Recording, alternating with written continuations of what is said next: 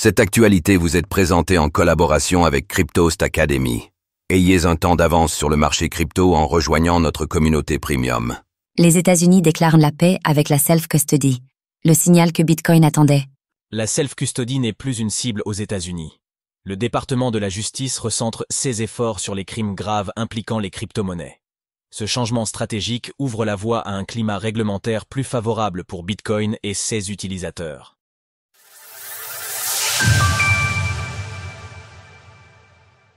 La self-custody ne sera plus visée par les autorités des États-Unis. Avant l'arrivée de Donald Trump au pouvoir, l'avenir de la régulation de l'usage de Bitcoin et des autres crypto-monnaies restait très incertain. Aujourd'hui, les États-Unis semblent pleinement ouvrir les bras à Bitcoin.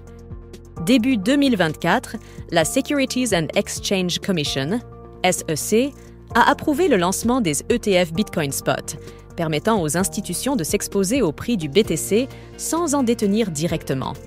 Quelques mois plus tard, l'administration Trump officialisait une réserve stratégique de Bitcoin, suivant ainsi les pas du Salvador et du Bhoutan. Désormais, c'est la self-custody qui est explicitement protégée. La self-custody, c'est la détention de BTC et de crypto-monnaies dans des portefeuilles auto-hébergés ne reposant sur aucun intermédiaire, comme ils sont censés l'être. Cette semaine, le département de la justice des États-Unis, DOJ, a annoncé la dissolution de sa National Cryptocurrency Enforcement Team, NCET, une unité créée en 2022 pour lutter contre les crimes liés aux crypto-monnaies. Extrait du mémo du département de la justice. Le NCET et le DOJ étaient à l'origine de nombreux procès visant des applications on-chain, telles que Tornado Cash sur Ethereum ou le Whirlpool de Samurai Wallet sur Bitcoin.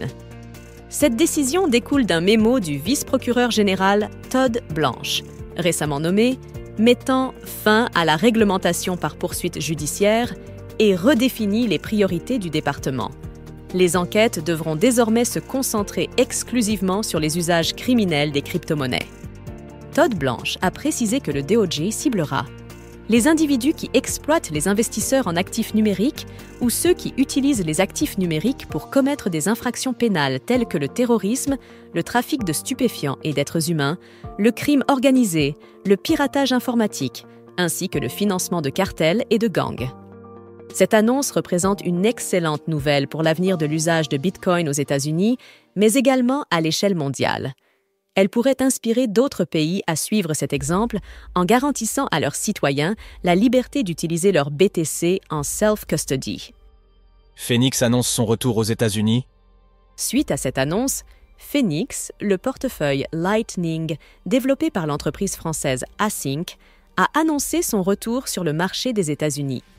Nous saluons le mémo intitulé « Ending Regulation by Prosecution », publié par le vice-procureur général des États-Unis, ainsi que la clarté qu'il apporte aux développeurs et opérateurs de logiciels Bitcoin. Nous sommes heureux de rendre à nouveau nos produits disponibles aux États-Unis. Le service avait cessé ses activités aux États-Unis en réaction à l'arrestation, en 2024, des développeurs de Samurai Wallet. Son retour témoigne de l'impact concret du mémo signé par Todd Blanche.